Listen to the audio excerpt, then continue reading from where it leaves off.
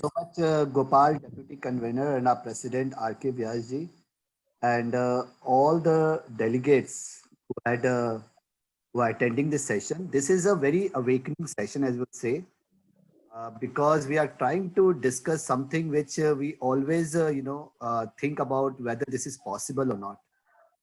So there are two topics today which we are going to discuss. One is on how we can actually do marketing. Like though I didn't wanted to use that as a subject for our delegates to know, but there's always a myth that we cannot do marketing or we cannot grow our practice digitally. So that's one thing which we are going to touch upon for 35 to 40 minutes, and then the most awaited topic which we all will be eagerly waiting for, which is the need of the hour today. Everyone is a little taken aback, wherein everyone is concerned about their security, the data security, the network security, the security with their telephone, how they can secure their privacy, their individual identity, their data, the client's data, the digital signature. There are hundred of different things which are now hackers are going to get very active. So we have the best of the best speakers, Sachin Dheta, who is coming all the way from Mumbai to deliberate to us. But let's first think about how we can really grow our practice digitally. So to start this session, let me take you to the slide which says how we can grow our practice digitally. Now we all know that when we started our practice, in fact, when Vyasji started his practice and when I started my practice, the only way possible for us to get a new client was to get through a reference, which means we used to either identify one of our close friend or relative. We used to say bhaiya ek client dila do, ek reference karwa do, and that's how we have started and started building upon that. That's the way we had followed in the past, and we had been doing that, and that has really helped us a lot in last 30, 40, 50 years to grow our practice. But in today's world, we have to think about how we can digitally grow our practice, and that is what we are going to see through different IT tools, different process, how we can really make clients from the entire world. Like the entire world now can be our clients, and how we can really showcase ourselves, demonstrate ourselves in front of the entire world and make them our clients. That's the objective of today's session, which I'm going to take up. uh, हाँ Before that, I always, love this famous quote by Benjamin Franklin, and it's a पापा general. वो ठीक है, आप over safety कर रहे हो। Gopal, can you mute the delegate? Yes, thanks. So there is a very famous quote of Benjamin कर लो, पर Franklin, वो which कोई भी आपके सिग्नेचर के बिना, या आप सोचोगे कि आपका रेंट का पैसा निकाल लेगा। takes two, uh,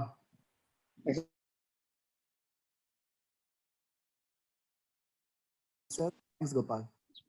It takes many good deals to build a reputation, and one good deal, one bad one to lose it. Which means, like we always say कि भैया एक गलत चीज से पूरा नाम खराब हो जाएगा.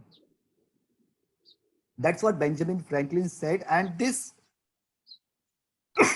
this sentence holds true in the digital world also. We try and do a lot of good deeds in our social media, but one small tweet or one small Facebook comment can really make or break us. So it's very important to be very cautious when we are trying to create our digital reputation. Now, when we talk about reputation, forget about digital reputation. Reputation is a brand. How we carry ourselves, how people know about us, how we are known by others. When we say, if we say Amitabh Bachchan, what is that very quick thing comes to our mind? It comes up that he's a great actor. When we say Sachin Tendulkar, the cricket comes up. when we say any when we say Bimal Jain as a chartered accountant, immediately GST comes into our mind. That's a reputation. That's what we call reputation. How we can build that reputation, earn that reputation, so that people can associate a single word to our name. And that is what we are going to learn today. So how should we do that? Let's start this journey. The first thing which we need to do is to create our digital existence. Now, if you see over here, it's a very nice picture of a keyboard with a lot of graveyards. Now, what is this all about? Now, just do a small little test for me. If you can go into Google and type in your name or your organization name in Google and just check if that is coming as the first in the first page or first two pages of Google. Now, those whose name comes in the first one or two pages, please put that on chat. Those who are not getting their name on the first two pages of Google, just keep, quiet. I'll drive you how we can create a digital existence. But I want to know, like, how many of you, have their name, their photographs, their identity coming on the first two pages of Google? Let me see. I've got some chat. Yes. So I see Naveen Gopalika saying yes for this. Anyone else who says that he has given his name on google.com and that is coming up on the first two pages? If it is not coming, you don't exist digitally. You don't exist digitally. And that's a very bold statement I'm trying to say. And that's the need of the hour. I see Ankit coming up saying yes, Anuj coming up saying yes, Shraddha Mota coming up. Good, very good. So we have a bunch of delegates who are saying yes to this. But those who have not got their name in the first two pages, don't get worried. You are not still in the graveyard. There's still thousands of ways to do it, but it's time to create a digital existence. If you don't do it now, it is never. This is the best time when you can really create this infrastructure to build your reputation and create your existence digitally. Now, very interestingly, as I was discussing in my previous, conversation, that the traditional way was to shake hands, to meet clients, to, have a cup of tea with them. Generally we used to say that, chalo, us client ke paas chalte hain. We meet them, we try to showcase, we give them the profile, we give them the visiting card. So that is now a traditional way of getting a new client. Today when I'm practicing for America, all our clients, when I'm talking about 600 plus clients, all our clients, we have never seen them. We have never, exchanged visiting cards. They have all connected with us through a digital platform, and they are giving us monthly work. We are doing monthly retainership from them. It's not a one-time project or a one-time work which we are getting from them. It's a monthly retainership work which we are doing from them. Month on month, we talk to them, we explain over the phone, we do all the mediums to do that, but we are working with them and we are getting all the new clients through digital media from across the country, from the entire world.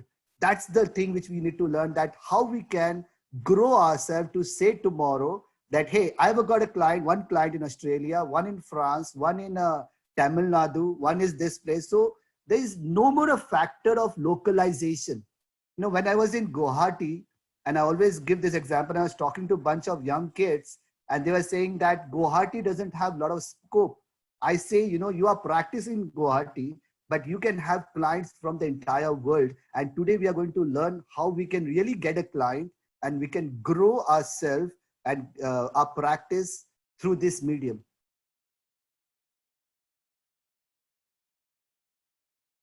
So the first step which you need to take, and you can take a note of that, is create a digital visiting card. Now that's very easy. Now, what is a digital visiting card? It's like if you are searching for something, some company, some name, and if you see on the right hand side, there's a visiting card. If you see over here, ARS Management and Consultancy is, I just took one of the example of, one of my chartered accountant friend, Arun Agarwal. So his card is on the right.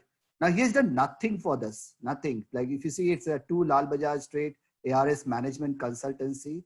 But a very quick way to do this is, if you know google.com, if you have a Gmail account, you can simply go into Gmail account and go into business.google.com. That's all you need to do. You have to type in business.google.com, and just doing that, you can sign in and you can manage your account, and under the info, you will see that you can post all your particulars about your name, your firm address, your services, your office hours, your specialization. All of this you can do over there. A very pertinent question which comes up now is, Sanjeev, before you start doing this deliberation, I have a big question in mind. Can we really do marketing? Can we really do advertisement? Can we really promote our services? Because We are not sure whether ICA, Institute of Chartered Accountants of India, allows us to do that or not. Are we following under the code of conduct? So let me tell you a very interesting concept of pull and push model. Now, this is what you need to understand. What is the difference between a pull and a push model? In a push model, what we do is that we are pushing our name into the entire world, which means we are trying to tell to the entire world that we are the best chartered accountants, or we are someone who is giving the best of the best services, or we are giving it at the cheapest price. So we are trying to push our sales. That is against the code of conduct. That is not allowed. But if we become a magnet, if we are a resource provider, if we specialize on a subject and we try to share articles, try to write blogs, try to create videos and share our knowledge to the world, and through that people connect with us and they start becoming our clients, that's a pull model, which means we are pulling clients. We are not pushing our information. We are just trying to showcase our experience, our expertise, our services to the entire world. So that's the big difference between pull and push model. So today what we are going to learn is all the different pull model which we are going to use to increase our reach to the entire world, to showcase ourselves to the entire world and get inquiry from these prospective clients and can then convert them into a client. That's the whole objective. So the first step is always, because most of the people, 99% of people search for Google. So what we need to do is make sure that we have a digital visiting card in Google. The next thing, do have a website. Now, many of us, always come back and say, why do we need a website? And it costs a lot. But today I'm going to show you easy and free tools where you can create your website on your own. You don't need any professional to do that. All you need to do is that just book a domain, whatever your firm name is, and that costs you maximum 500 to 700 rupees per annum. That's the entire cost. You take a hosting space, which costs you roughly around, most of them is free. Like if you talk about Wix, WordPress, and Weebly, they allow you to do this for free. You can have a subdomain from there. But if you want to host that or remap that with your domain, that is maximum 500 to 700 rupees. Maximum within 1000 to 2000 rupees, you can have your live website, which talks about you, which talks about your services, your partners, your experience, and you can write all the important research which you have done. You can give all your tools, all your case studies, all your reference from your clients. So all of these, you can do it in the website which you will make. I'll quickly show you a quick demo of Wix.com. If you get into Wix.com, it's very simple. Any person sitting over here can do it by just clicking drag and drop. If you see over here, create a new site. I click on that. I want a business site, whether I want a restaurant site, I want a fitness site, I want a business site. I click over here, and then I don't want to create on my own. I want to use a template. I choose a template. And then it is again giving me various categories, whether you want consulting or coaching, service or maintenance, finance and law. Let's say I want to go for consulting and coaching. It gives me all the design which is related to consulting and coaching. Let's say if I select this design and I want to edit this, see, it is so easy. In just maximum 15 minutes to half an hour, you can have your own website yourself. And that is your front end to the entire world. Today, nobody is going to come to your office. Today, nobody is going to see your fancy offices. What they're going to see is a beautiful website which actually details about you. If you see on the left, you can define your own manuals. You can change whatever you want. You can change here. You can change the picture. You can do whatever. It's all drag and drop. It's all drag and drop. You can just double click and you can start typing whatever you want and your website is ready. It is that simple. So this is a small little presentation of Wix.com. You can do that with WordPress also. You can do it with Weebly also. So these are three most popular tools from where you can create your own website. So the biggest takeaway for today is that everyone sitting over here should have a very good website of your own. You don't need to depend on a programmer or a designer to depend on them to get your own website. You can do it all yourself, and you can update that daily on a regular basis. The next thing is, now you need to track your website. So you can again use your Gmail account to install Google Analytics. Now what this will do is, it will allow you, it will make you see, who has visited your website in last 1 month. You can see all of that. Like if you go into analytics.google.com, let me quickly show that to you. So all these things are so easy. I'm not going to show you because even I'm a chartered accountant. I'm not a technical guy. So I'm going to share with you all those things are very, very basic, which each one of us can use it. So if you go into Google Analytics, this is an amazing tool which will show you, because now what we are going to learn is phishing. We are going to learn that who is coming to my website, who are those people, and we can connect with them, we can talk to them. So I can, attach a website to this. I can see, right now it is attached to one of my website called QuickBooks India. I can, change that to whatever I want. I can, like I have 2 websites right now. So I can see the analytics of any website. Believe me, this QuickBooks India website, which I have, all the training which I do for my QuickBooks users, I'm getting all the people from the entire world.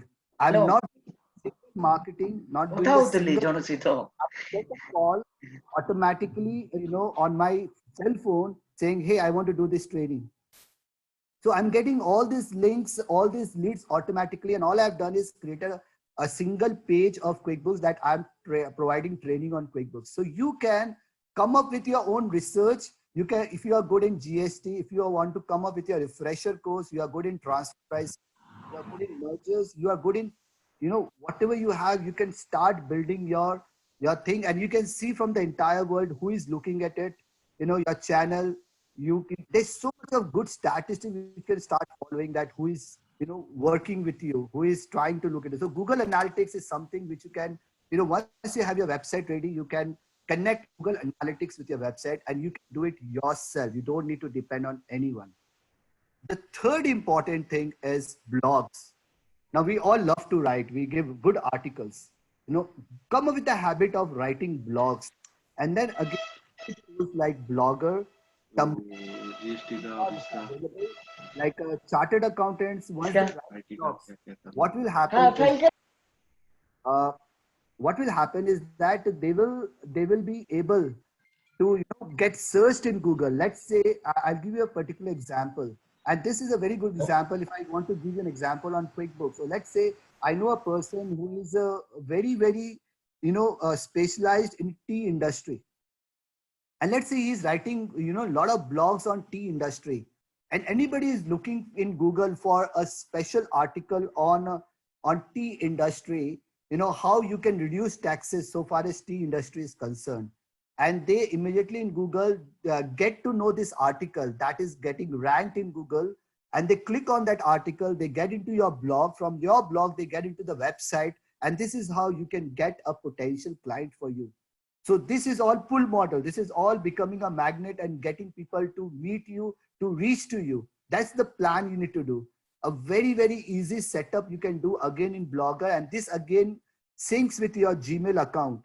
So that's why I'm not going to tell you open different IDs. You just need to go to blogger.com and you can start creating your own blogs. It's like a bunch of articles. See, you can post an article. You can start with a new post. It's just a very simple editable screen where you can add picture, you can add template, you can start writing, and it get posted with a link. And that link can be synced with your website as a separate link called blog. So blog becomes a very, very interesting tool, and I would love to have questions, whatever comes your way right now, you can put on chat, which we can answer at the end of the day, at the end of the session, I'm sorry. Now, YouTube. Now, how come YouTube be a big media to bring traffic to create my attention? I can just tell you one good example, we all know Bimal Jain, right? Let me show you in YouTube what had happened. So if you go into YouTube, I don't want to show you my YouTube account, but if I just wanted to show you YouTube account of Bimal Jain. As soon as we type in Bimal Jain over here, we all know that it's a good He has got 35,000 subscribers and he has posted 151 videos. We all know him. This is what I'm trying to talk. He has created his own digital platform.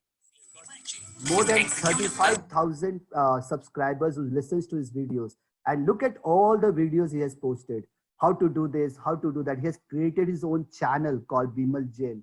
And you can even do that, just adding a video from your mobile. All the thing which you do, you can add create a video and you can upload in YouTube with your own channel. I've seen a very good, very recently, someone called CA Ring. Now, what these guys are doing is, I've seen in Facebook, they again have own a set of channels. So people loves to see that. See, he's getting 2,500 to 5,000 views to 7,000 views on a silsila subject. Now, what is it deriving? When a person goes into this video and listen to all this video, what is that coming into their mind? Well, he's a GST expert. Isn't that something which we all want to have, create into ourselves as a reputation? That's the reputation he's building. So tomorrow, if you get any client gets a very tough case on GST and they want some consultancy, they will call him. This is the objective. And what he did, he just tried creating a 2 to 3 minutes, 5 minutes or 10 minutes video on pertinent topics. And he has uploaded and created a channel on that. That's the power of YouTube. You can create your own YouTube channel for this. It's again, you just name your channel and put all the videos inside that. You can always learn more about this by going into YouTube, but stop just going into YouTube and learning. Start developing yourself, creating yourself so that people can look for you. People can look for your services. That's the objective which we are trying to talk today. Moving further, webinars. Start, coming up with your own series of webinars. You can come up with your own, let's say if you are good in Excel, you are good in a particular, subject, let's say how to file a GST return at few clicks. You can come up with webinars and a pool of people who can join your webinar. And you can make those webinars live on YouTube, Facebook. So webinar is again great tool to attract future clients. It's a great tool. And the best tools which we are doing right now is on Zoom, though there are a lot of security questions which are coming up, but I think this is a great tool for interaction. GoToWebinar is again great tool. Google Hangouts you can do Zoho meeting. So all these are popular tools where you can start sharing your knowledge. You can start sharing your knowledge so that people get to know what you are specialized on. Because today it's very, very important that you cannot do everything. You need to choose a subject and specialize on that.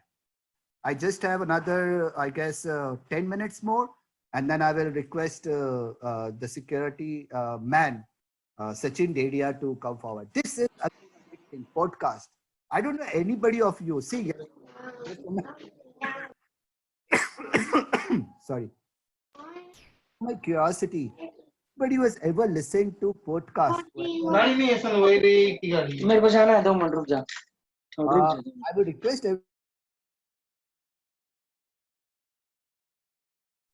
yes, thanks Gopal. So podcast is the future and it is a present right now. Like Man Ki Baat is a very good example by podcast.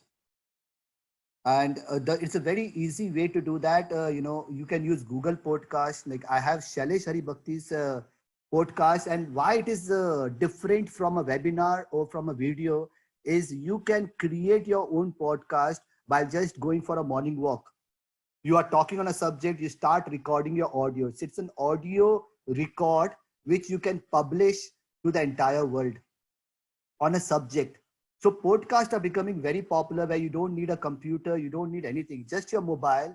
You can create your own podcast. I can just, have you listen to a small little podcast. We all listen to, Man Ki Baat. But if you I'll just play for a minute. Welcome everybody to this week's episode. We really appreciate you joining us. Here is your host. all had some laptop or some very large, gruesome looking machine sitting on all our desks, which gave way to iPads and laptops. So this is a good example of podcast. You will learn how to modulate your voice. You will talk like an RJ and you create your own podcast, and that goes viral to the entire world. So this is a future where you can record and share your audio to the entire world. So podcast can be one way to do this. Now this is all about influencing. This is all about becoming a magnet. Now let me understand how we get a client. All of these are great tools and we understand most of that and we'll start working on it. But the next question, which is a very vital question, is how do we get a client? And let's try and understand how we can do that. So the first thing is that we need to become a magnet where people can get attracted. The entire world can get attracted towards us on a particular subject, on a particular topic, on a particular interest. So we need to be a specialist on that and start attracting the entire world towards us. And the entire social media you to do that. Like I'll go one by one, like Facebook, Twitter, and LinkedIn, how we can use that. But to do that, we need a CRM tools. And we need a bunch of other tools, which we are going to see now. But the whole idea is to create a funnel-based marketing. And let me spend 2 minutes to make you understand what funnel-based marketing is all about. It's like, let's say we are working on, on a tea industry. I'll give again an example of a tea industry. And let's say we know across the country, there are 10,000 companies who are into tea industry. Now, if let's say we want to be a specialist into a tea industry, so we can be a specialist by industry or we can be a specialist by service. We can choose real estate as a good example. So I can continue with real estate as a specialization for our practice. We can even think of that. So what will we do? We'll try to become a one-stop solution. That's the first thing. Second thing is that we'll try to collect database of all the real estate clients in the country which we want to have as a prospective client. We filter out those lists where those are very small or very big, which is not within our radar. So let's say we have a good list of 10,000 prospective leads, which we have in an Excel format that we can always get. And through these CRM tools, which we are going to see right now, if we start doing phishing, we start, sending them newsletter, sending them, writing them blogs, connecting them on Facebook, on different social medias, on Twitter, on LinkedIn, on Instagram, and trying to influence them with our videos, with our articles, with our blogs. And then through this tool, we get to know out of these 10,000 prospective leads, how many of them are actually reading all of our articles, going through our videos, taking active interest into what we are doing. You can even track that through social media. And then you can always reach to them. They know about you. They know your services. They know your talent. And they are the persons who will be likely to be your, your client, because they will come up to you and say, well, my chartered accountant or my person is doing the tax services for me, but you are specialist into this industry and I want you to get this done for me. Give an example, like we work only for pest control industry in US. That's the only industry we serve. We don't serve any other industry. That's one single industry. And we have more than 600 clients only into pest control industry, because we have chosen that as the only industry we want to work, and we have not taken any client from anywhere. And today in entire America, all the pest control, there are more than 10,000 plus pest control companies, and all of them knows our name, that these guys are the specialists into the pest control industry. This is how you need to specialize yourself. And this journey will take you maybe 5 years, 10 years of your time. It will not happen in a day. But that's a journey you need to take to funnel your entire marketing leads to convert that into a client. Now, most of you, must be seeing that, how we can use, email brain. We can use constant contact. We can use MailChimp, where you can put these 10,000 leads and you can start sending them newsletter. But just one thing to caution you is, please, work out a difference between your list and an opt-in email. Now, what's the difference between a list and an opt-in email? Opt-in email is the email where the user subscribe to you, where the user where the client has given you confirmation that you can send me updates, you can send me promotional materials, you can send me your updates. And spam is something where you're forcefully trying to enter into the email box. So that's the difference you need to understand. So how we can do that is slowly and slowly we can come up with a good article and say, hey, do you want this article? They say yes. Well, why don't you fill up this form? And this you can do through CTA. Now, what is CTA? A little technical word. Into your website, you will put in bunch of click, which is called, if you want to download my report, you need to fill in this. If you want this, you need to join a mailing list, put your email address. These are called call to action, which means come up with various action points for your visitors when they go to your website or go to your blogs or go to your videos or go to your articles. And when they want to download that, request them that why don't you fill up a small little form, and once you fill that up, then only I will share with you all the information. So that list which you get for those who are filling those form up, now you can send those promotional materials to them, and that will not come under the radar of spam.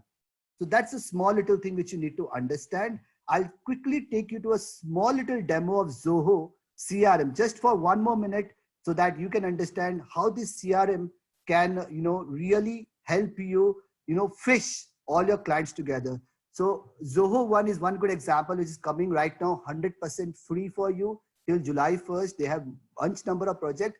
But if I get into a CRM tool, I can track all the tasks which we have done. I can see all the open leads which I have, and I can always go into the settings and I can go into the social module. Now, what this social module is all about is basically it is trying to connect all your social media accounts into a database, which means let's say if I am connecting digital accountants into this, I can click over here and I can say I've configured this with Facebook and Twitter. So which means I say anybody who has given a comment or has written a message or have hit a like, take that data and put that into an Excel. So I'm creating a database of all the people who are hitting likes or posting a comment on Facebook, Twitter, or all my social media platform. And then I can see those lists. If I come over here and I hit on leads, I can see all the people who have come from different places to me. See, if you see over here, all these people, so I get email address right now. And from there, I can convert that into accounts to leads. And this is how I can put them as a client. So this is how you can do your entire phishing.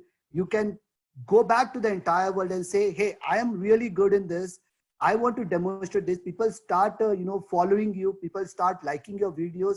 People start sharing your videos, start sharing your articles, and then start becoming your client. So it's a single way where you need to become more specialist and a magnet to really grow your practice. And this is the future. But these tools like social media will definitely help you, get to a different level where you will talk after a year to me and say, well, I've got 100+ clients from across the world. That's the future which we are looking for. And that's all in this session. Thank you all so much. I would love to answer questions at the end of the session, but now I would, want Sachin to start, which is the need of the hour today of how we can secure our practice and data very, very. So Sachin, you are there. Let me see so that we can unmute you. Yes, sir. Great. So Sachin, over to you. I think Vyasji, our president, when you are not there, has introduced you, but just for the sake of reputation, you will love his session. He's an amazing guy. He is the king of security, and you can have a number of questions with him. So over to you, Sachin. Sure. Thank you, sir. Thank you, Sanjay, sir, for giving me this opportunity. And it's always a pleasure, sir. Sachin, can you share your video so that people can look at you? Yeah, sir. I first would like to share my screen. I just want to ensure that my screen is getting shared. All right. Sir, can you see my screen, everybody? Yes, we can. Yes. Okay, and you can hear me. And now I have started my video also. Great. Okay. So thank you, sir. You have always been an inspiration, especially for younger generation like us, and you have always been very, very supportive and helpful. And thank you for giving me this opportunity. So everybody, I'm just going to start with my session right now. And just as sir said, I'm going to keep it practical. I'm going to keep it more hands-on. So I'm going to show you some live demos or practical case studies of how people are going to come into your system, basically, or how people can come into your data or into your mobile phones and everything. Okay. So I would just need, if all of you can see my screen right now, and I've just opened Facebook. It's right. All of you can see it. All of you can see my screen right now, and I've just opened Facebook. Right. All of you can see it. Is my Yes, Facebook visible? Yes, see it? Okay, done. So I'll just start with Facebook right now. I'm just showing the first security demo. So I open Facebook and I'm going to put one of my user IDs over here and I'm putting in a password. Okay. Now I'll just show you how to see this password. Basically, it's a small trick. So what I'm going to do is I'm going to take my mouse in the password field. Then I'm going to do something known as right click. You can see a lot of options opening up. Just see the name of the last option, inspect. So I click on the word inspect. And you see a blue line opening over here. Sachin, sorry to Sachin. interrupt. Yes, sir. Sachin. Yes. There's a small echo going on, I guess. I think somebody's mic is still on. I think, sir. Or is everybody on mute? Yeah, everybody's on mute. Let me yeah,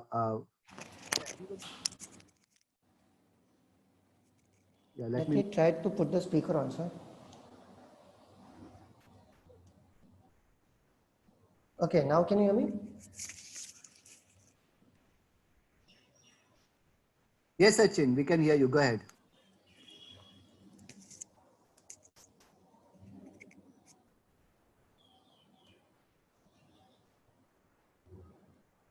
Yes, Sachin, we can hear you. Go ahead.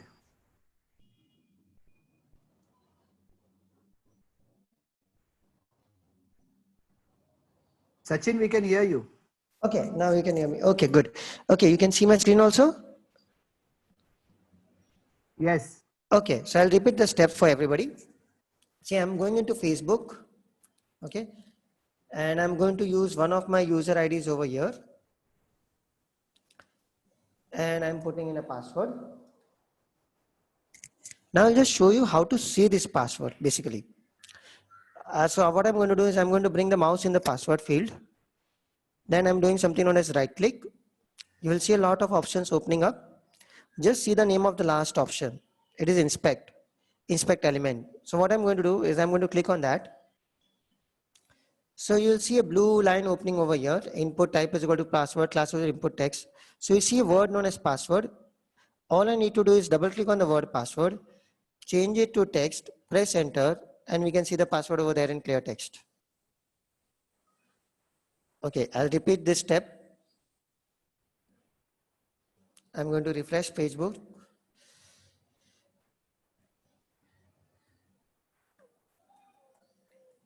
Okay, I'll just show you how to see this password. I'm bringing the mouse in the password field. I'm doing something known as right click. I'll go to the name of the last option, inspect element. I'll click on that. So a blue line is going to open. And what I'm now going to do is change this password to text. Press enter and you can see the password over there in clear text. Now this trick will work on majority of the browsers like Chrome, Opera, Safari.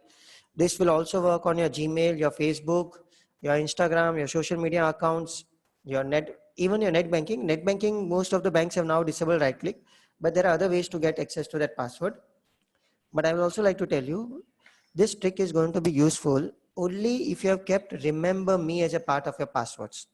Okay, which means, you know, nowadays, since all of us are working from home, our personal laptops and desktops, most of us will have this habit of keeping stored passwords, remember me, saved passwords. Now what is going to happen is that every 3 or 6 months or 9 months, something will go bad in your laptop. Motherboard, RAM, screen, charger. At that point of time, we give our laptop for repairs. But we actually don't give it to any authorized showroom or any service center. It goes to a local vendor, you know, a local AMC vendor, IT person. Now the laptop is out of our sight.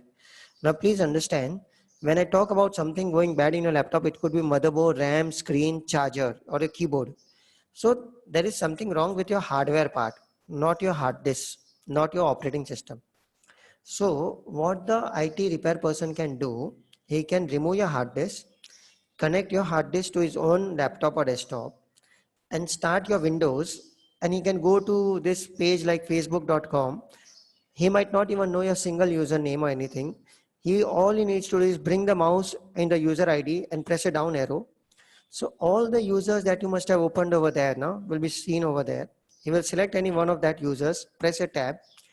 If that user has got a saved password against it, he can then do that inspect element trick which I just showed you, and he can keep the password. Now here is the risk. Suppose if somebody comes to know your Facebook password, can he try that password on your Gmail ID, on your personal email ID, or on your corporate email ID? And if both the passwords turn out to be same, it is a good lottery for him. Provided if you're not kept OTP, two-step verification and everything like that. But what I'm trying to tell you is, learning from this, what do we learn from this? Anytime that your laptop or mobile is going to go for repairs and it comes back from repairs, next thing that you need to do is most probably change your passwords. Best thing that you can do is not keep saved passwords, not keep remember me passwords, or you can change your passwords as soon as the laptop or mobile has come back from the repairs. Few other things like do not keep your social media passwords same as your net banking or your personal email ID or your corporate email ID passwords. So I hope you understood this particular trick over here. And of course, and I would like to go on to the next topic, the Wi-Fi part. You can see on my screen right now, these are my Wi-Fi's. Okay, I'm connected to Jio Wi-Fi, and there'll be few more Wi-Fi's which will be shown. My question to you is, I'm pretty much sure that majority of you must have kept your office Wi-Fi name as your company name itself. You know, like your company name is Agrawal and Associates, so most probably the Wi-Fi name would be Agrawal Associates or Agrawal and Associates or Khanna and Company, or something of that sort itself. Most of them. Even in our home also, we have seen that we keep our Wi-Fi name as first name, last name, family name, or something like that. In case if you have done that, then I'm giving you one software. Okay, so I'm giving you the name of the software. It's a free software which I'm going to run. The name of the software is Wireless KeyView. Okay, now what does this Wireless KeyView will do is, see, I'll run this software.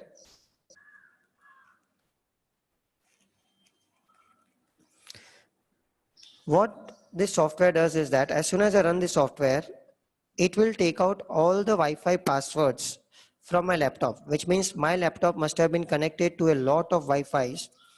What it will do, it will take out all the Wi-Fi names and it will give me their password over here. I hope it is clear. So I must have used this Wi-Fi in Bombay Chamber, my laptop. So Bombay Chamber is their Wi-Fi name. This is their password. I must have been to Daliwala. This is their Wi-Fi name. This is their password. If I'm sitting in DTIT investigation department, this is their Wi-Fi name. This is their password. If I've been to ICI Jaipur, IICA, Institute ICI, this is their Wi-Fi name. This is their password. Now, what is the risk in this? Suppose if you have shared your Wi-Fi passwords with any one of your clients or employees, and somebody gets access to their devices and they run a software like this, can they find out your Wi-Fi name and your password? Yes. Or even when your laptop or device is going to go for repairs, even they can get access to your Wi-Fi and your password, to your Wi-Fi password. Now what people can do is, if they come to know Agrawal and Associates is the Wi-Fi name and this is the password, can they go to Google and search for your Wi-Fi name? Search for your company name, Agrawal and Associates or Kumar and Sons and something like that. Can they come to know your physical location? Answer is yes. Can they come to know your address? Yes. Now what they will do, they will come near your office. They will come near your office. They will not come inside your office. No tea, coffee, no reception, nothing of that sort. But they will come near your office, start their own laptop, look for the nearby Wi-Fi's. Aaju baju ki Wi-Fi's dekho. I'm sure here it will be shown Agrawal and Associates. Once they see that Wi-Fi, click on that Wi-Fi, click on connect. It will ask for a password. They can get the password from over here, connect it to your network. Now they have become part of your Wi-Fi. They have become a part of your network. And it's very sorry to say this, but it is always nice to get access to a CA's office Wi-Fi, because most of the chartered accountants have kept their server on a shared hosting or a shared drive. Most of the servers are having shared drives, which means even if I get access to a Wi-Fi, I can get access to the server. और एक बार CA का office का server मिलता है ना, CA ने server के अंदर काम इतना सिस्टमेटिक रखते हैं ना कि पूरा का पूरा सर्वर के अंदर पूरे अच्छे अच्छे फोल्डर्स दिखते हैं, 1819, 1920, 2021। 1819 में भी अंदर जाते हैं तो जीएसटी इनकम टैक्स के फोल्डर्स अलग, उसमें भी क्लाइंट वाइज परफेक्ट डेटा मिल जाता है। फिर आगे कुछ मेहनत करने की जरूरत नहीं है। Then there is no need to do any kind of a hard work. In fact all your last 3 or 5 years of hard work will be known to any person just by accessing your Wi-Fi. So what do we learn from this is, one simple thing, few things that you need to do is to safeguard your Wi-Fi and enhance your Wi-Fi security. But one of the first things that you need to do is, please keep the Wi-Fi name as such a name that nobody should be able to trace your identity or your location. Wifi का नाम ऐसा होना चाहिए जिससे कोई भी आपकी identity या लोकेशन ट्रेस नहीं करना चाहिए. So Wi-Fi name could be Jio, Hathway, like MTNL, BSNL, TP-Link, D-Link, something of that sort. You can create some fancy weird names or whatever it is, but don't try to keep. See, the reason is, even if you keep your office name as your Wi-Fi name, what is the range of the Wi-Fi? It is not going to 2-3 kilometers se publicity hogi. No. Anybody who's going to come to your office will know who you are and what you have been doing. So might as well as keep a name that even if somebody comes to know our Wi-Fi from other person's devices, they will not be able to trace it back to us. Even in your home, my request is not to keep the Wi-Fi name as your first name, last name, family name, because assuming if somebody has got a grudge against you, something gone wrong inside your building with your neighbors, and if they see your Wi-Fi, they know which Wi-Fi to attack, they know which Wi-Fi to target, and you can become easy targets. So my simple request, try not to keep the Wi-Fi name as such a name where somebody can trace back to your physical location. You can keep virus, killer, Trojan, Panoti, any kind of a weird names also will do. But ensuring that, okay, we are not the person behind it by the Wi-Fi name, that nobody can come to know. I hope this much is clear. Okay. Now I move on to the next point, that is to do with email security, basically. So what I'm now going to show you here is just a way to know whether your emails are secured or not, or if anybody can send any spoofing mail to you or not. So this is one demo which I would like all of you to practice after my session is over. You can go to this website, www.emki.cz. I will write the name of the website in the chat also.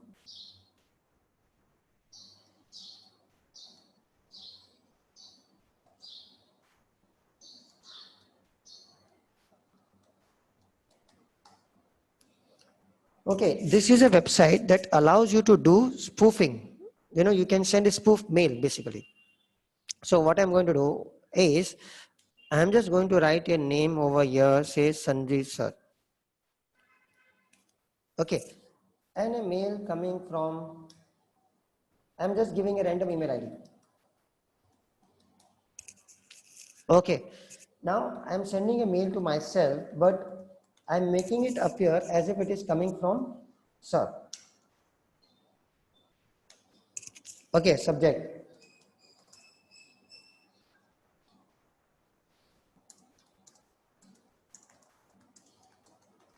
I'm just saying anything, or I can say about the payment part or something like that. Now, basically what I'm trying to tell you is, I do not know the email ID of that particular sender mail. I hope you can see that from email, but I'm sending a mail to myself. So this is the way that I'm checking the security of my Gmail account. So if anybody of you have got email accounts of your company, of your private email accounts or corporate email accounts, through this website, we can check. See, this kind of mail should not be coming only. What I'm trying to make you understand is, this kind of mail should not be coming. I'll repeat for all of you. I'll use this Sachin. Okay, and I can take a mail coming from,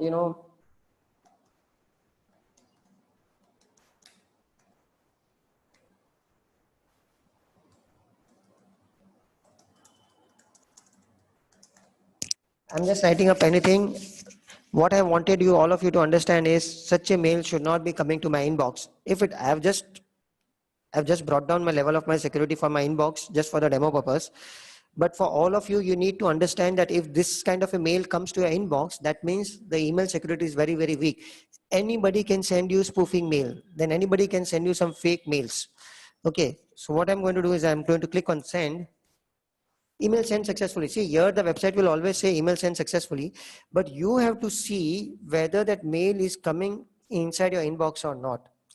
If the mail is coming inside your inbox, your email security is very, very weak. If it is going into spam, well, it is reasonably weak. If it is not coming only, if it is this kind of mails are not coming into your inbox, well, then your email security is very, very good.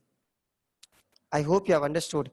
See, this is the way that you test whether your emails are, I mean, anybody can send you any kind of a spoofing mail or not.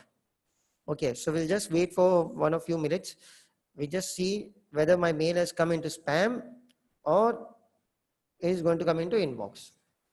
Okay, you can see this mail has come into spam. So yes, reasonably less security, but at least some level of security is there. But although I can enhance my security, I've just, as I said earlier also, for demo purpose, I've brought the level of my security for my Gmail very, very less. What I wanted to say is that use this website and check yourself whether a mail, spoofing mail is coming inside your inbox or not.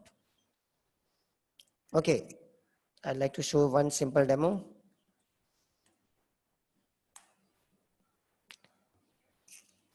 Please read this mail. Everybody, if just read this particular mail. It is coming from rbi.org.in and a link has been shown over here. By looking at the link, I mean, please read the mail and let me know if you'll click on this link below or not.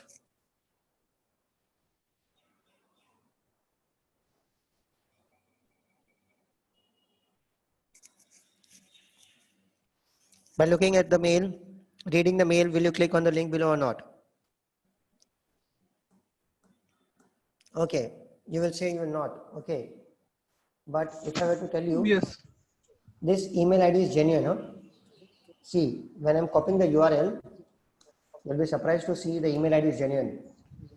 Which means what I'm trying to tell you is that this is a spoofing mail. This kind of mail should have never come. But if I click on the link below, everybody, okay, let me just click on the link below. I would request, please learn to check the URL at the top. Can you see the URL? Yes. It is coming Spurjet. If this is a mail coming from RBI, basically, if I clicked on the link, it should have taken me to the RBI website, but it is taking me to some, different website itself. This is an example of a spoofing mail. So somebody will send you any link. If you end up clicking on that link, a ditto looking fake page is going to open. So I'll just show you an actual demo of phishing attack. You can see SBI.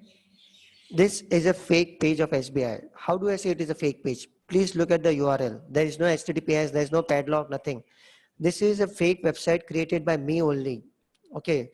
So what I've done is, what generally happens is, you will receive mails like this in which there will be a link, bank account freeze ho gaya hai, bank account mein fund aa gaya, bank account se kuch nikal gaya, or whatever it is. If you end up clicking on that link, a ditto looking fake page like that will open. Okay, now if the user is not paid attention to the URL, what you will end up doing is, you will click on continue to login. You will put your username, जो सही है. You will put your password, जो सही है. Then click on login. हम लोग बोलेंगे भाई प्रॉब्लम था आपके लॉगिन के साथ, तो आपको लगेगा शायद आपने पासवर्ड गलत डाला होगा. You click on OK. I will redirect you to the original page of SBI. Now see, this is the original page. इधर padlock भी आ गया है और ये सब original है. Now again, what the victim is going to do, again click on continue to login.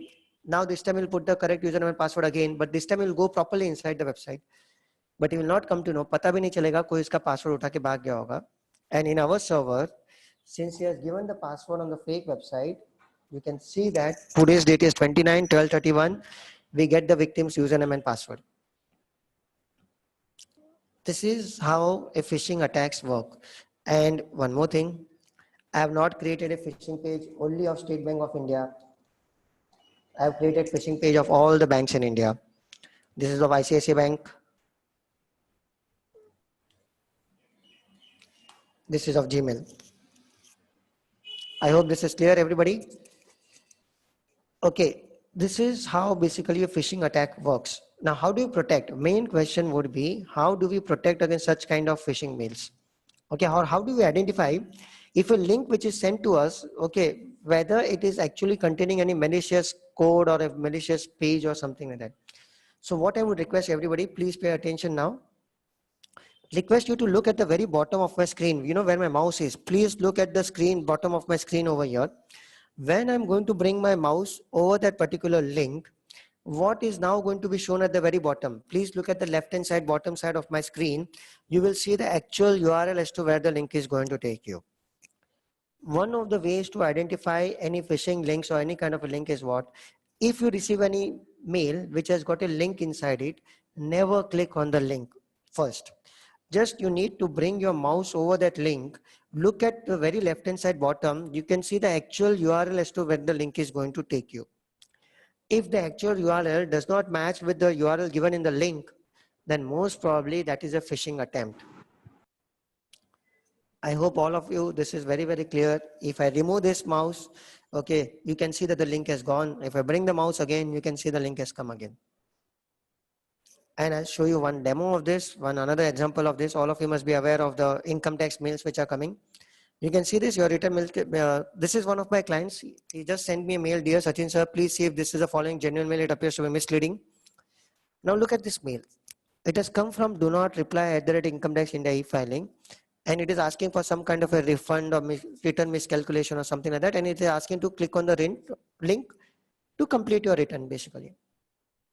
What I'm going to do now, I'm just simply going to bring my mouse over that particular link, look at the bottom left hand side URL, and all of you, by looking at the URL, please tell me whether this is a genuine link or a phishing link. Anybody? Whether this is genuine or fake? Yes. So what I wanted everybody to understand was, I hope you're understanding, this is one of the best ways to identify. And how do I know it is fake? Simple. You can see this, do not reply at the rate income tax India e-filing, there is an extra L. And do not reply at the rate income tax India E has gone away. Okay. So why am I saying these phishing links are very, very important? Because till date also, phishing remains one of the best ways to get access to anyone's bank account or their data. And in the last 1 or 1.5 months, if majority of the businesses have gone down, only one business has been going up in the last 45 days, and that is none other than the cybercrime business. We are getting a lot of cases because a lot of employees are working from home. They are working on their personal devices, and hackers are beginning to take advantage of that particular situation also. And a lot of people are now beginning to do online banking. They are now making payments through wallets. So I'll just show you a list of particular websites also over here. See this, if you can look at my screen, this is the list of all the fake websites which has been given by the cybercrime department itself. All these fake websites are sending you phishing mails and malicious codes and viruses and everything like that. So in case if you have a firewall in your office, you just need to put all these websites in your firewall and blacklist this particular website. So none of your employees or none of you will receive mails from such fake websites. Okay. So I'd also like to show you, you look at this. Another example, these are all the latest examples of phishing mails. Okay. These are all the latest examples. So if you look at this, World Health Organization is sending you a safety measures PDF. Now can you imagine WHO sending you on a personal email ID or a corporate email ID, safety measures? It looks doubtful and suspicious. And yes, if who has given out a communications on cybersecurity that they are not going to send any kind of a mail with respect to safety measures or something like that. If they want, they will just put it on their website itself. But yes, if you or any of your employee ends up clicking on this particular link or downloads that particular file, then the entire device would be compromised. I'll just like to show you another example of this particular mail. You can see the CDC alerts. So Center for Disease Control and Prevention, they are sending a mail in which there is a link. And if you click on that link, you get an updated list of all the cases which are near you. So imagine you will come to know how many COVID-19 cases are near you. This is out of plain curiosity or fear that people will end up clicking on the link. As soon as you click on the link, it will ask you for that username and password. You end up paying, and you end up giving the username and password. And of course, you will be redirected to some website which will show you some cases, but not from your area or somewhere else. But ultimately, you will not even realize, but you have ended up compromising your email ID and your password. I'll show you some other links. Singapore specialist coronavirus safety measures. Again, there is a PDF which has been sent. So I hope all of you are understanding now, work home policies. So communicable disease management policy in case what to do if your, any of your employees are getting,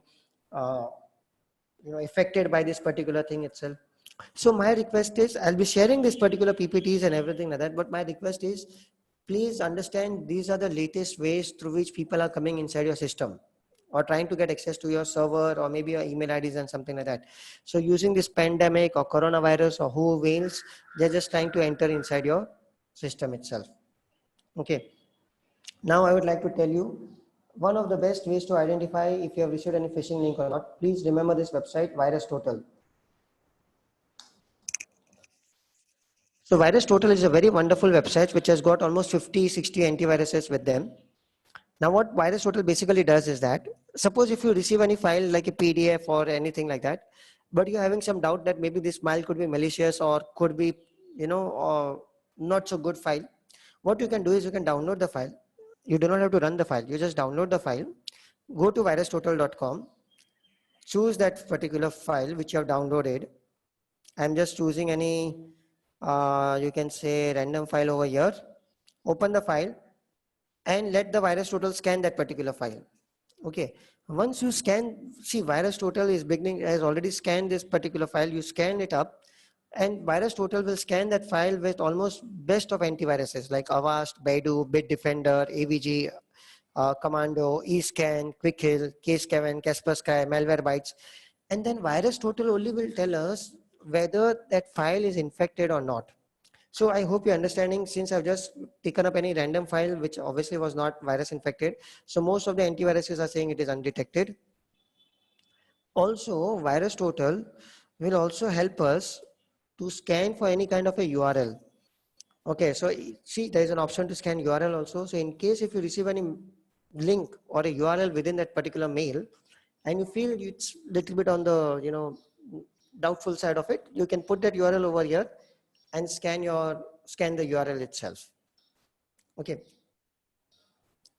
And then I'll move on to the next part, or just a little bit something that most of the participants, throughout my entire session, people have been asking me about the Zoom security measures and everything like that. So if any one of you is becoming a host, or if any one of your children are doing their classes through Zoom, the government, our Ministry of Home Affairs itself has given out this kind of a security measures that I'm hoping that all of you know, that at least you need to ensure this is the security which has been done before you start the Zoom conference. I'll just show you that advisory also. Okay, so you can see this Ministry of Home Affairs dated April, and see these are the 9 security measures that you need to do in case if you're going to use Zoom as a way of a web conferencing itself. This is what the host should be doing over here itself, because there are always participants that during the session, after the session, they will always have some anxieties whether Zoom is still safe or not safe, whether our data can be compromised or not compromised. Then it is for the host to ensure, and I request if all of you are parents and if you have your children, who are taking classes online but using your laptop and they are connected to Zoom, then you need to ensure going into the Zoom settings and telling the host that, boss, you make sure that all this thing is done. Otherwise, very sorry to inform you that maybe your laptop can be compromised if most of the settings have not been done. So of course, I'll be sharing this also if you need it. And see, this is again, I would say 2 websites which I would like to tell all of you. Nowadays, a lot of messages are coming on WhatsApp. Fake news being circulated, and there is some person in our family group who is the first one to post the news, and he is the one who always brings the breaking news, whether fake or genuine. But they are always anxious that they are the ones who has all the latest news. So my request is, in case, and this is from a, given this current pandemic point of view, it's part of our duty as a citizen of India, that in case if somebody is posting any kind of a fake news or any kind of a video on a group, please go to these two websites which I'm just telling you over here. Boomlive.in fake news, and just see whether any kind of a video, any kind of a news which has been circulating on WhatsApp, you can just come over here and find out whether they are fake or genuine. I hope it is clear. And then as a citizen, do go and inform the person who has posted that news that what you are circulating is fake news, and you can create unnecessary chaos or panic also. So, using this fake news as a medium, we have also seen that people have been managed to infiltrate into somebody's laptop, mobile, and that is the reason why people will end up clicking on the link and everything like that. So I would request, these are the two websites which will help you to understand whether any video which has been circulated on any social media is actually fake or genuine. Okay. Sir, how much time do I have? You can speak for another few minutes if you want. Yeah. Otherwise, be open to questions. Otherwise, sir, we can open for question answers also. No problem. Great. Yes, sir. We are closing and then we can open for questions. Yes, sir. We can start. Sir, I will share the advisory and how to increase the email security. Sir, I have a PPT for that. There are certain steps that we need to do. I'll share that with sir. I'll share that with the branch or this, and branch can pass it on to all the members.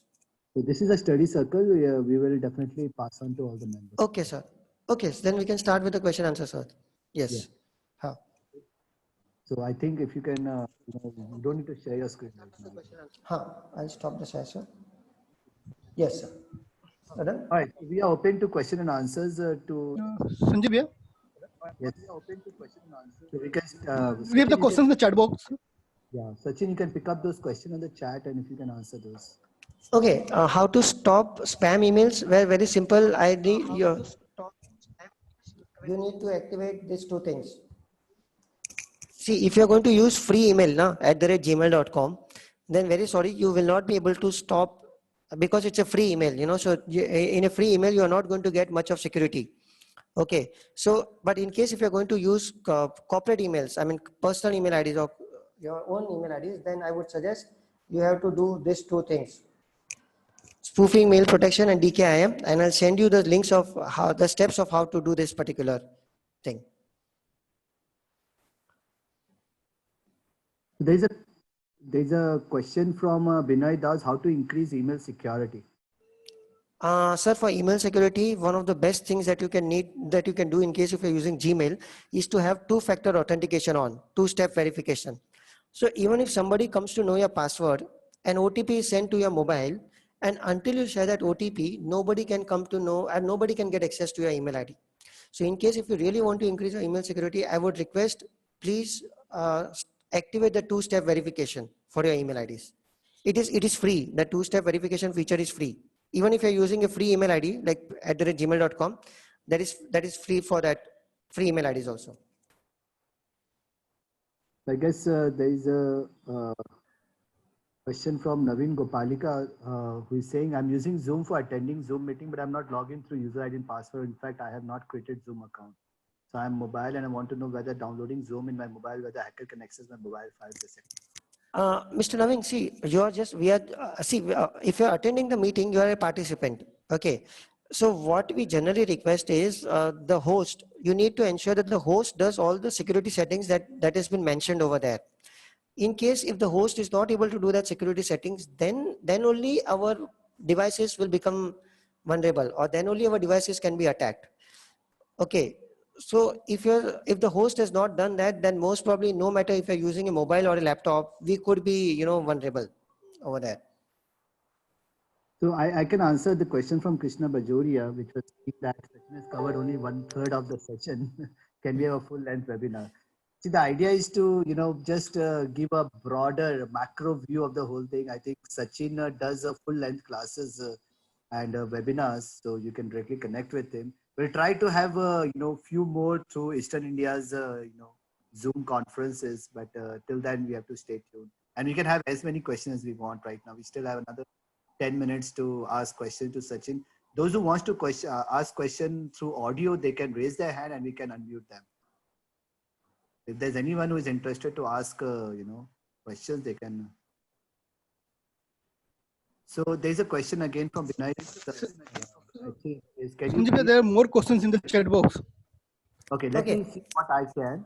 Can you please say a few words on removing cookies from mobiles? Binay sir, you download one application by the name of Clean Master. Clean Master. I'll write down it also. And then you can clear all your cookies, all your junk files, all your duplicate files using Clean Master from your mobile. But then I would also request you remove Clean Master also from your phone later on. See, all these kind of apps, they will end up taking your data, or maybe they will end up taking much of your battery. So once the purpose is served, I would request if we can clean up and remove Clean Master also from over there. This is a very interesting question. Chandaji, the security guidelines as suggested by the advisory is the best guidelines. I think we have started following it. I had informed Gopal to, make sure that all the guidelines issued by the advisory is to be followed. Ravi Sureka is So asking. we are question. following. Ravi Sureka is asking Sachin, any security measure for mobile for using net banking? Raviji, my request is, generally, if you can, if you do not have much of mobile banking activity to be done, okay, or it is not that frequent, we always prefer to use mobile net banking on our laptop. Reason is, you will be putting username and password on your laptop, and the OTP will be coming on your mobile. So basically, there'll be two devices which are coming into picture for doing your entire net banking. Nowadays, all the hackers actually want to attack your mobile only, because on the mobile we are doing mobile banking and the OTP is also coming over there itself. So in case if your mobile gets compromised, unfortunately your entire bank account also at the back end will be getting compromised. But if you still want to do mobile banking, then I would request that please ensure that you're downloading the apps only from the Play Store, okay, nowhere else. And you need to have one good antivirus within your mobile. It can be Quickkill, it can be Kaspersky, it can be Lookout, but you need to have one good antivirus inside your phone. And I'm not talking about this Clean Master or junk file or file explorer or something like that. A good proper antivirus inside your phone. So Naveen is just checking out that the Clean Master is not there in Apple phone. Is that true? Sir, in app phone anyways, there is very less chance that you can clear these cookies and everything like that. iPhone itself is more secure. So there is nothing much we can do for iPhone, for cookies and everything. Gopal, is there any other question which is left? Gopal? Yeah, in the beginning, I think I'm just taking it up. Yeah. Yeah, there's a questions.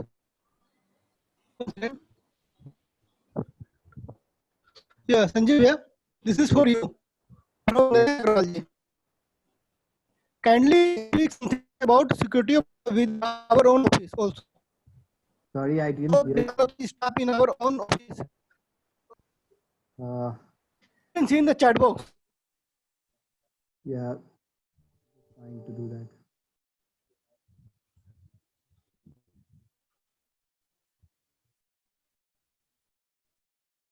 Okay, so Naresh tried to talk. Sanjeevji, kindly speak something about security within our own office also. The unauthorized staff in our own office also cannot access or pass on the data to From outside. you can see the chat box.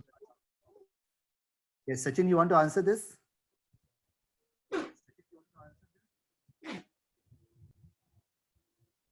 The chat. I think there are a bunch of questions coming up. So those who have not got the answers, if they can paste it again, we'll try to answer that again, because it's not easy to scroll lot before.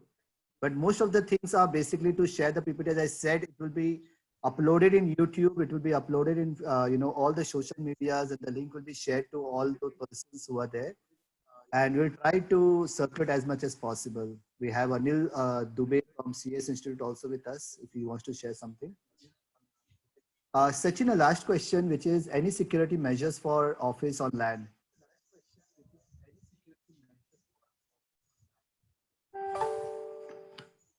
Sachin, you are muted, I guess. Let me unmute you. Sachin, you are yes. Okay, now, okay. Go ahead, Sachin. Okay, Omarji, one of few security measures that in office LAN is to ensure that nobody else can become a part of your network first. So you can use the Wi-Fi security, which I just showed you right now. Second is to scan your office PCs through some good antiviruses, and I'll name you in my PPT. I've also given some good other antiviruses through which you can scan your entire office to find out if your office PCs have been bugged or hacked or not, and if any malicious softwares are running inside that or not. Third is you can do something known as, if you want, there are softwares like Netcut or Wi-Fi map, which you can also find out that what people are downloading on your internet, or what staff is doing, what activities on your PC. That is not actually kind of a security measure, but that also makes you understand whether the staff is any leaking out any data or whether they are doing any unproductive work in your absence or not. So yes, you can monitor the staff screens and without using the bandwidth also. But honestly speaking, Mayurji, some bandwidth will go basically. Yes, see, you cannot monitor any employee screen without consuming little bandwidth. So yes, some bandwidth will go. Yes. So Sachin, many of them are looking for your contact. Do you want to share your contact to all of them? Sir, what I'll do now, everybody is asking for my PPT. It's already said. I have already shared it, sir.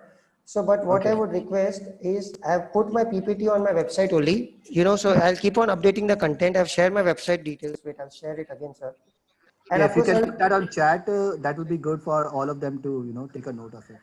If you want to put your website or whatever you want to put in, you can put. Sir, you can just, sorry, the security tips, I'll just.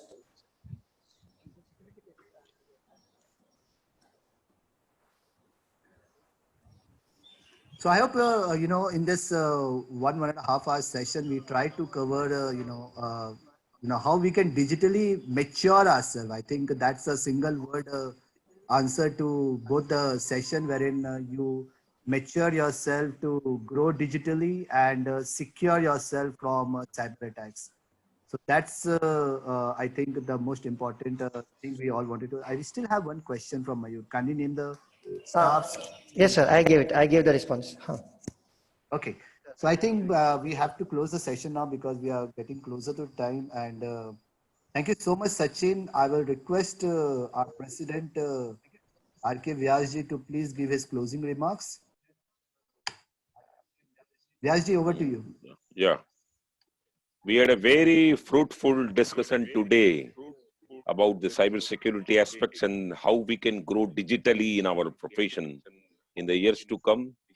Because of the COVID-19 situations, now it has emerged that you have to be more tech savvy, more digitally integrated with your clients and various other stakeholders. And particularly when the lot of hackers are now coming on the digital surface, how the Sachin has dealt in a much bigger way that you can have that type of preventive measures you can install in your office systems so that it can be protected, because data is now the real gold in the years to come. And we, the youngsters, particularly really wants to have more and more digital compliant the years to come. So we had a very fruitful discussion, and in future, when the COVID-19 will be no more, then we will have a longer discussion from Sachin Delia. He's really a genius cyber analyst who can provide a lot of other inputs in the times to come with this. And definitely Sanjeev has also taken us in the various emerging digital world professional opportunities that particularly the younger clan can tap and reshape their professionals profiles in the years to come.